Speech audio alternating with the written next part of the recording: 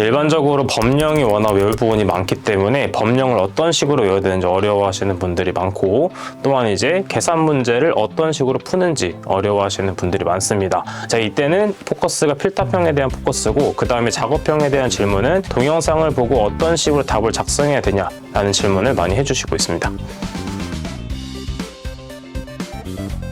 필기시험은 단순하게 정답만 골라내면 되는 문제였지만, 실기시험일 경우에는 빈칸 넣기 혹은 그 내용을 그대로 적는 것이기 때문에 핵심 키워드, 그 다음에 수치 같은 것들을 외우는 것이 좋습니다. 따라서 수치를 외울 때는 뒤에 붙는 단위 혹은 이상, 이하, 미만, 초과 같은 경우까지 전부 암기를 해줘야 되겠고, 그 다음에 내용을 적는 것일 경우에는 핵심 키워드를 반드시 체크를 해서 암기를 해서 적어주시면 되겠습니다.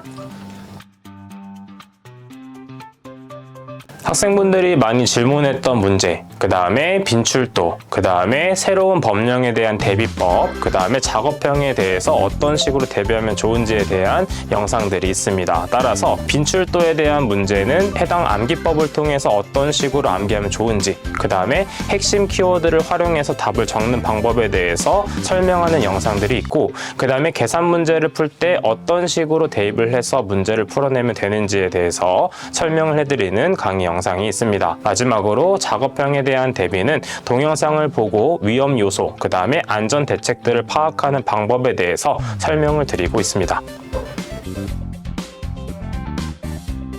자, 시험이 2주나 1주밖에 남지 않은 분들, 그래서 시간이 별로 없기 때문에 빠르게 핵심만 외우고 싶은 분들, 그 다음에 혼자 공부함에 있어서 어디 부분을 빠르게 외워야 되는지 헷갈려 하시는 분들을 위해서 강의를 준비를 했습니다.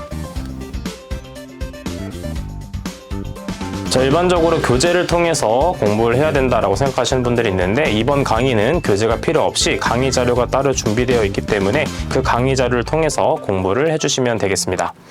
그래서 지속적으로 영상을 보면서 이해될 때까지 계속 봐주시면 되겠죠. 다음에 나오는 미리 보기 영상을 통해서 자신에게 도움이 되는지, 영향이 있는지 파악을 해주신 다음에 강의를 시청해 주시면 되겠습니다. 저는 그럼 다음 강의 수업에서 만나도록 하겠습니다. 감사합니다. 광전자식 프레스 방호 장치의 급정지 시간이 200mC일 때, 자, 급정지 거리를 계산하시오 했을 경우에 어떻게 된다? 이때 D는 1600 곱하기 TM이 되겠고, 이때 TM은 뭘 곱한다? 0.1을 대입했어요. 이번에는. 왜 그렇죠? 왜 0.1을 대입했을까요? 이 밀리초를 초로 바꾼 겁니다. 자, 그래서 200 밀리초를 초로 바꾸기 위해서, 우리가 밀리가 뭐였죠? 밀리는 10의 마이너스 세제곱이라고 말씀을 드렸어요. 자, 그렇기 때문에 10의 세제곱 밀리초가 바로 1초가 되겠습니다. 자, 그럼 단위 환산을 진행해 보도록 할게요. 자, 밀리초를 초로 바꾸기 위해서 10의 세제곱 밀리초는 초가 되겠습니다. 자, 그럼 어떻게 되죠? 이게 1000이기 때문에 1000분의 200이 되겠죠. 1000분의 200은 뭐가 된다? 즉 0.2초가 된다. 그렇기 때문에 0.2를 대입하게 된다라고 파악해 볼 수가 있겠죠. 자, 만약에 이 밀리초를 그대로 대입했을 경우에는 공식이 어떻게 바뀔까요? 1.6 곱하기 TM으로 바뀌게 되겠죠. 자, 그럴 때는 200을 그대로 대입하면 되겠죠. 왜냐면 그 같은 값이 나오게 됩니다.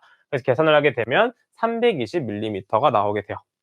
자, 그래서 1.6과 1600은 다른 공식이 아니고 단순 단위 환산에 대한 내용이다라는 걸 파악해 주면 되겠습니다.